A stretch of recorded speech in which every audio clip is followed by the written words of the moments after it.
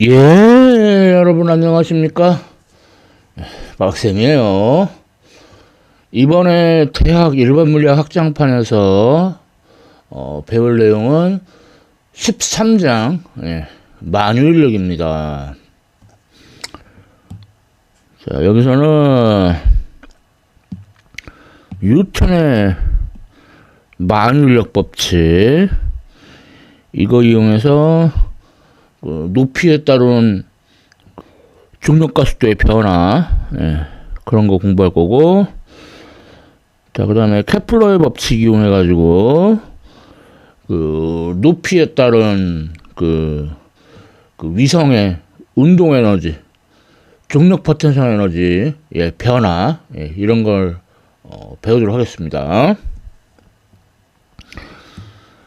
먼저 뉴턴의 만유인력 법칙, 그러니까 질량을 가진 물체는 모두 끌어당긴다. 이때 끌어당기는 힘의 크기는 각각의 질량에 비례하고 둘 사이의 거리의 제곱에 반비례하죠. 비례상수로 만유인력 상수 G, 얘는 이제 6.67 곱하기 10의 마이너스 11승 이런 값을 가져요. 이 만유인력 상수를 이제 직접 측정한 거는 이제 뉴턴이 아니고 그 캐븐디시라는 사람이 측정을 했는데, 뉴턴의 좀 먼 친척입니다. 캐븐디시가 그 전기력에 관한 쿨롱의 법칙, 그때 쿨롱이 비틀림저울을 사용했거든요. 마찬가지로 캐븐디시도 비틀림저울을 사용을 해가지고 그 만유인력 상수 G가 뭐 얼마다 그걸 측정을 한 거죠. 오늘날 이제 이거 실험할 때는 여기 가느다란 줄에다가 그 거울을 둬요.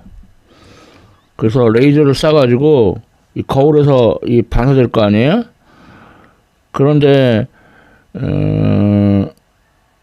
그 중력에 의해서 이제 물체가 서로 가까워지니까 레이저가 반사되는 방향이 이렇게 바뀌어요. 그거 이용해서 측정을 해요.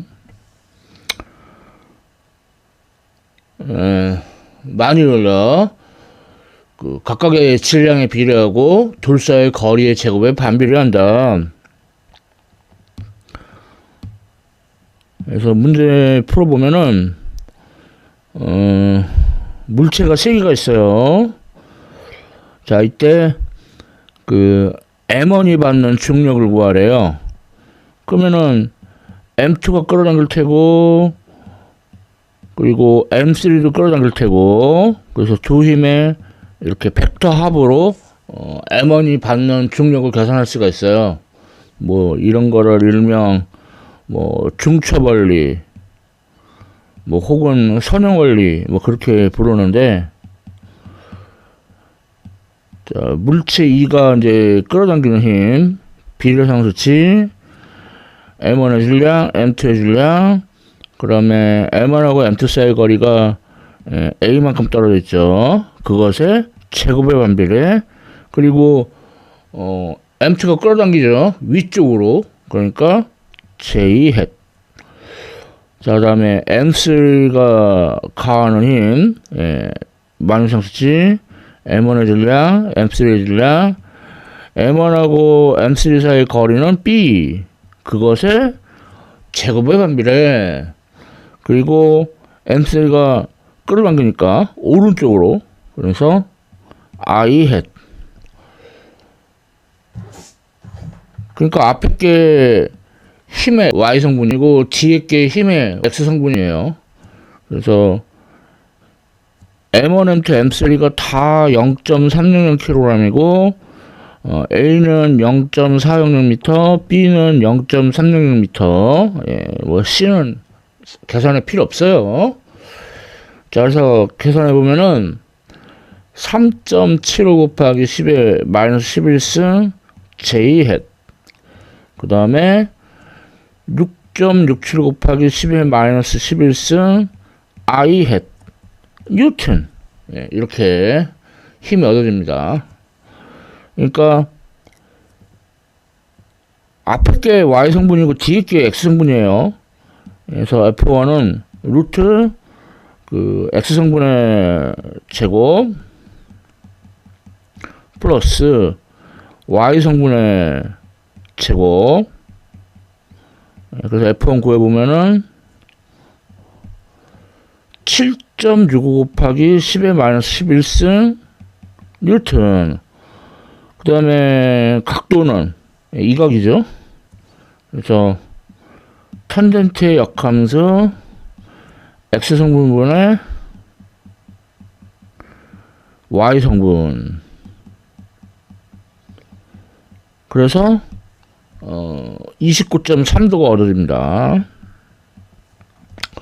이렇게 그러니까 한 물체에 여러 물체가 이제 그 만유인력을 가하면은 각각 벡터 합으로 더해주면 돼요. 중첩원리, 뭐 선형원리.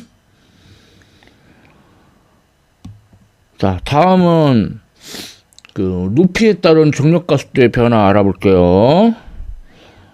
자, 지구는 부피가 있지만 지구 중심에 모든 질량이 집중되어 있는 것 같이 그렇게 생각하면 돼요.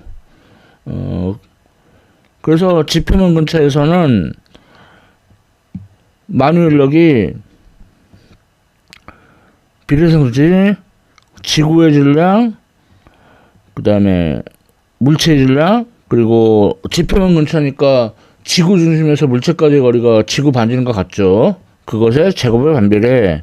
그래서 이거는 질량 곱하기 중력가속도. 이렇게 쓰면은 이제 중력가속도가 g r2의 제곱분의 m이 그래서 9.80 m/s2가 나오죠. 이제 지표면 근처가 아니고 이제 높이를 고려를 해야 돼요. 그러면은 그 지구 중심으로부터의 거리가 지구 반지름 플러스 지표면으로부터의 높이가 되겠죠. 그것의 제곱의 반비례. 자, 이거는 mg. 그러면 중력가속도는 gm이 나누기 r2 더하기 h의 제곱. 근데 여기다가 이제 그 지표면에서의 중력가속도를 대입을 하면은 g0 r이 나누기 r2 플러스 h 전체의 제곱. 그러니까 아무튼 그 높이가 높아질수록 중력가속도가 작아지죠. 그런데 높이가 엄청 높아져야 돼요. 거의 지구 반지름 크기는 되어야 돼요. 뭐 지구 반지름이 6,400km. 그러니까 6,000 그러면은 중력가속도가 지표면보다 한 4분의 1 정도 작아져요. 그래서 높이가 엄청 높아야 그 중력가속도의 감소를 우리가 실감을 할 수가 있어요. 자, 문제 풀어보면은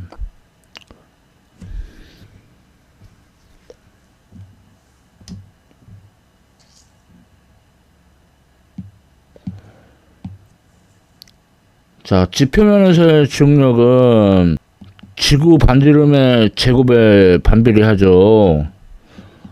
그리고 이게 이제 질량 곱하기 지표면에서의 중력가속도. 그러면은 지구의 질량은 G0 R2의 제곱 나누기 G. 자, 그러면 밀도는 자, 질량이 방금 구한 거. 그리고 부피는 반지름이 R인 9라고 하면 3분의 4 파이 R2의 세제곱. 그래서 그 지구의 밀도는 4 파이 GR2분의 3G0. 그래서 G가 6.67 곱하기 10의 마이너스 11승, 지구 반지름이 6,300km, 그러니까 6.37 곱하기 10의 6승미터.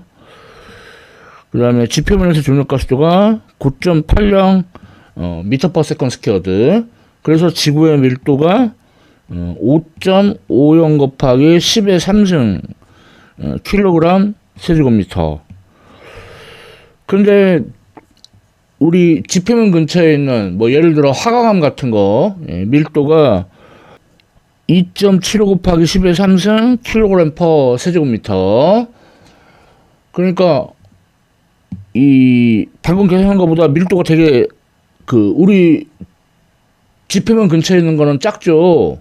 그 얘기는 지구 내부로 더 들어가서 핵은 이제 밀도가 표면보다 훨씬 크다는 걸 알 수가 있죠. 예, 그런 결론에 도달하게 됩니다.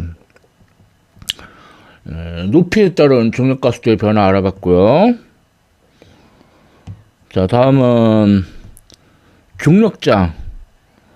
이제 중력장이라고 하면은 뭐 중력이 작용하는 공간이라는 의미도 있지만은 중력장 세 개의 줄임말이에요. 그래서 중력을 이제 이게 정확하게는 시험 질량, 그걸로 나눈 값을 중력장이라고 합니다. 그러니까 단위는 뉴턴 퍼 킬로그램, 근데 결국은 미터 퍼 세컨드 스퀘어드. 그러니까 중력 가속도하고 단위가 같아요. 그러니까 쉽게 생각하자면 중력장은 중력 가속도하고 같습니다. 쉽게 생각해서. 그래서 중력장의 아이디어는 중력장이 있는 곳에 질량이 m 물체가 와가지고 중력이 작용한다. 그게 중력장의 아이디어예요. 그래서 지구 중력장을 알아보면 먼저 외부의 경우에는 거리의 제곱에 반비례하는 중력장이 얻어져요. 지구의 내부는 거리에 비례하는 중력장이 얻어집니다. 어렵죠? 그래서 중력장은 쉬운 문제로 연습을 해보면 충분하겠어요. 자, 국제우주정거장 International Space Station, 약자로 ISS라고 하죠. 자, 얘가 높이가 지표면으로부터 한 350km 높이에 있어요. 그러면 그곳에서 이 국제우주정거장의 무게는 얼마냐? 지표면에서는 무게가 4.11 곱하기 10의 6승 뉴턴 이렇게 컸는데 높이에 따라서 중력 가속도가 약해지니까 무게도 작아지겠죠. 그걸 알아봐라 이거예요. 자, 그러면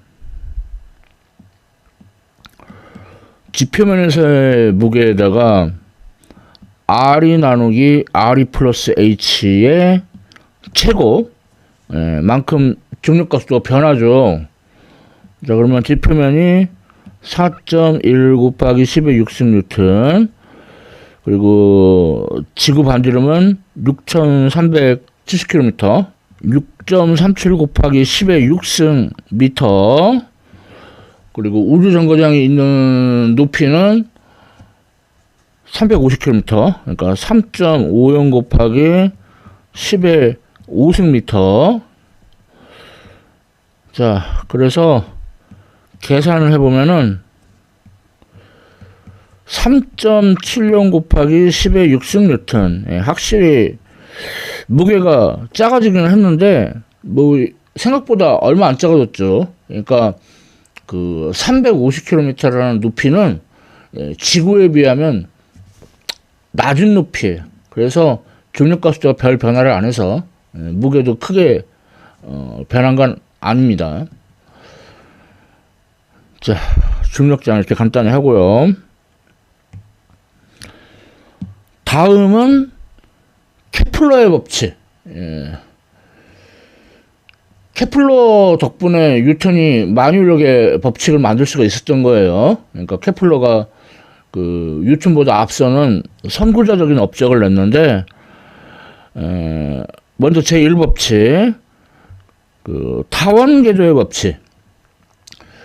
당시는 천동설과 지동설이 그 싸우던 때였는데, 얘는 뭐 확실히 태양이 있고 그 주변을 돈다. 그러니까 일단 지동설을 지지하고, 돌기는 도는데 원궤도로 돈다고 생각했거든요. 근데 케플러가 그 무지막지하게 계산을 많이 해가지고 그 타원궤도로 돈다는 거 알아냈죠. 그러니까 타원궤도는 초점이 두 개가 있어요.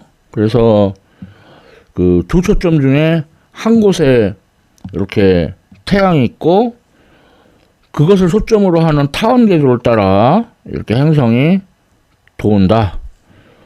자, 그래서 알아둬야 될 용어로는 그 행성이 태양에 제일 가까운 지점, 근일점, 행성이 태양에서 제일 먼 지점, 원일점, 그리고 타원궤도의 장축의 길이의 절반을 긴 반지름이라고 그러고, 단축의 길이의 절반을 짧은 반지름이라고 그래요. 그리고 그 20률이라고 해가지고,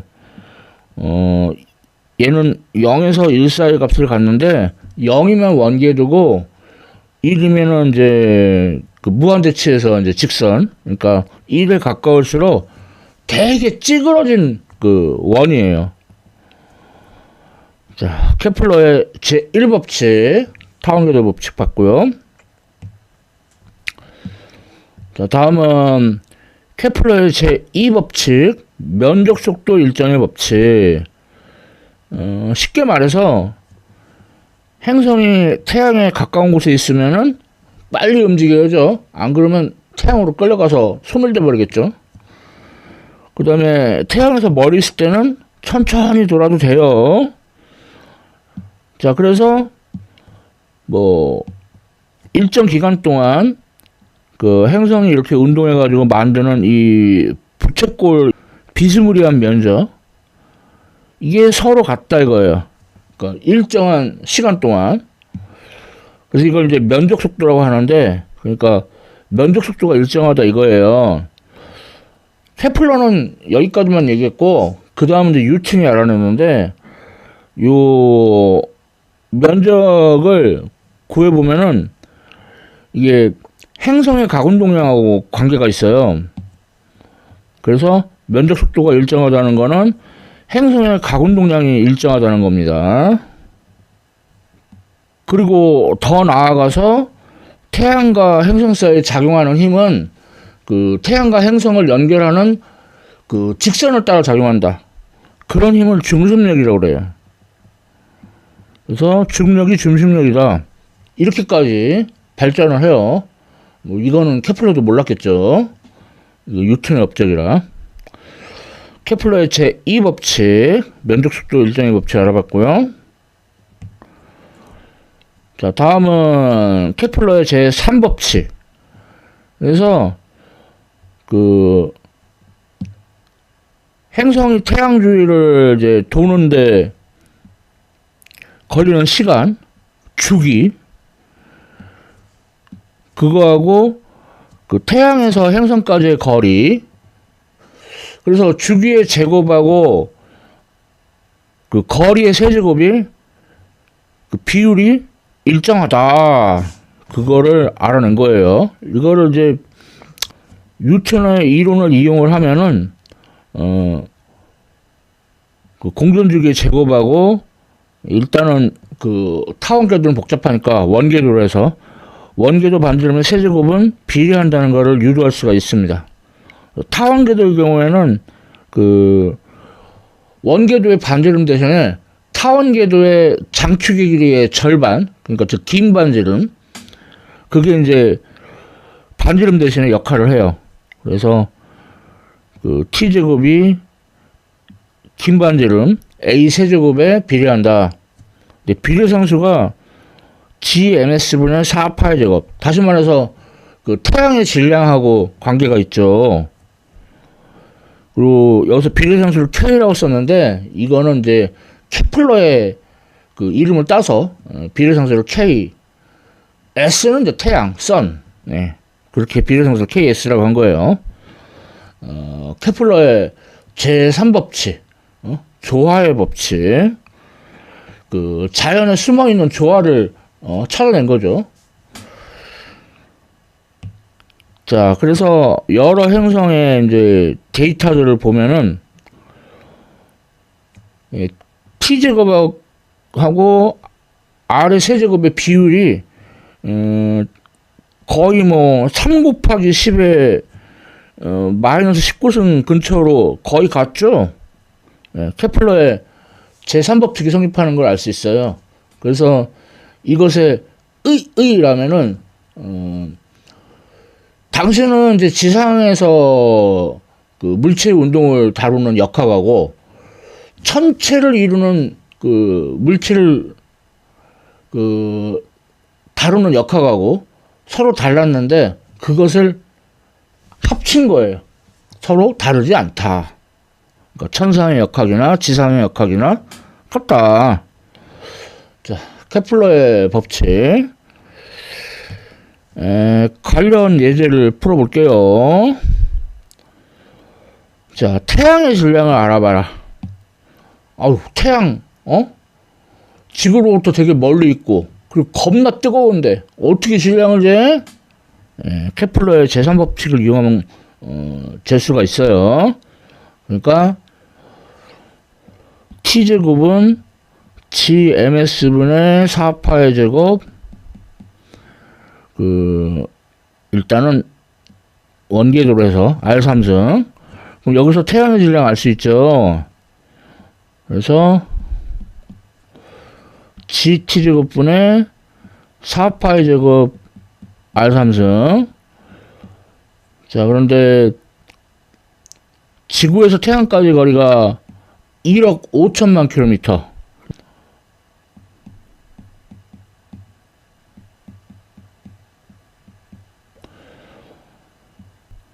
그리고 주기는 1년. 그러니까 만유력 상수가 6.67 곱하기 10의 마이너스 11승. 주기는 1년인데 환산해 보면 3.15 곱하기 10의 7승 세컨드. 그 다음에 거리는 환산해 보면은 1.50 곱하기 10의 11승 미터의 세제곱. 그래서 그 태양의 질량이 1.99 곱하기 10의 30승 킬로그램. 이렇게 직접 재지 않아도 이렇게 간접적으로 알 수가 있어요. 자, 다음은 인공위성. 태양과 행성 사이에 케플러의 법칙이 성립하듯이 지구와 인공위성 사이에도 케플러의 법칙이 성립합니다. 먼저 인공위성의 속력, 그러니까 만유인력, 지구의 질량, 인공위성의 질량, 그리고 지구 중심으로부터 인공위성까지의 거리의 제곱의 반비례. 이 만유인력이 90년 역할을 해가지고 n r분의 v제곱. 자, 그럼 여기서 v가 얻어지죠.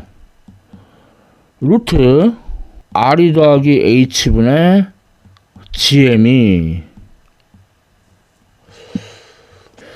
자, 그러면 이제 지표면에서 인공위성의 속력, 그러니까 지표면을 스치듯이 이렇게 인공위성이 가까스로 돌아요. 그러면 속력이 루트 r2분의 gm이. 이게 약 초속 8km 정도 합니다.